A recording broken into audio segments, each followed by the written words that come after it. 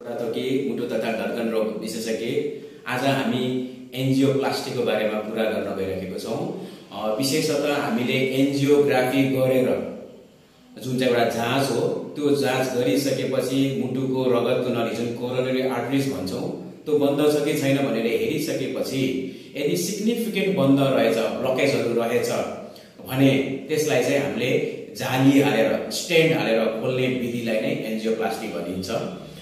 विशेषतः मुटुमा दाहिनेपट्टि एउटा देब्रेपट्टि दुईवटा नसा हुन्छ जुन रगतको नली हुन्छ कोरोनरी आर्टरिज, त्यो चाहिँ ब्लकेज छ भने चाहिँ हामीले त्यसलाई चाहिँ जाली हालेर खोल्नु पर्ने हुन्छ ताकि त्यहाँ रगत फ्लो चाहिँ स्मुथली फ्लो होस् भन्नको लागि।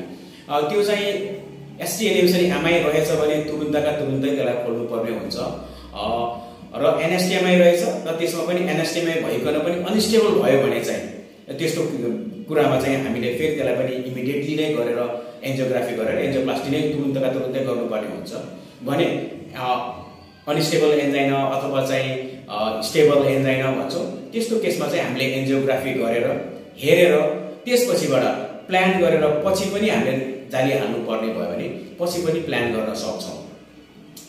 भने त्यो एन्जियोप्लास्टी चाहिँ हामीले कसरी गर्छौं त भन्दाखेरि एन्जियोग्राफी गरेको जसरी नै धेरै जसो चाहिँ हामीले रेडियल आर्टरीबाटै हामीले हातबाटै गर्ने गर्छौं भने हातबाट कसैको भएन भने चाहिँ हामीले खुट्टाबाट जुन खुट्टाको जाङबाट भन्छौं फिमोरल आर्टरीको रुटबाट चाहिँ हामीले गर्ने गर्दछौं।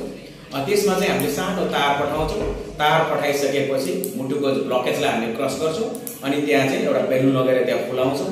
त्यसपछिबाट हामीले जाली लैजान्छौं, जाली लगेर त्यसलाई चाहिँ जालीलाई त्यही फुलाइदिन्छौं अनि जालीलाई त्यही छोडेर हामीले चाहिँ तारलाई चाहिँ सबै चीज निकालेर चाहिँ हामीले त्यो ब्लड फ्लोलाई चाहिँ हामीले खोलिदिन्छौं। यसरी नै हामीले चाहिँ ब्लकेजलाई चाहिँ खोल्ने गरिन्छ र यो भिडियोमा पनि हामीले एन्जियोप्लास्टी गरेको देखाउँदछु, यसको पछाडी हेर्नु होला। हस् धन्यवाद।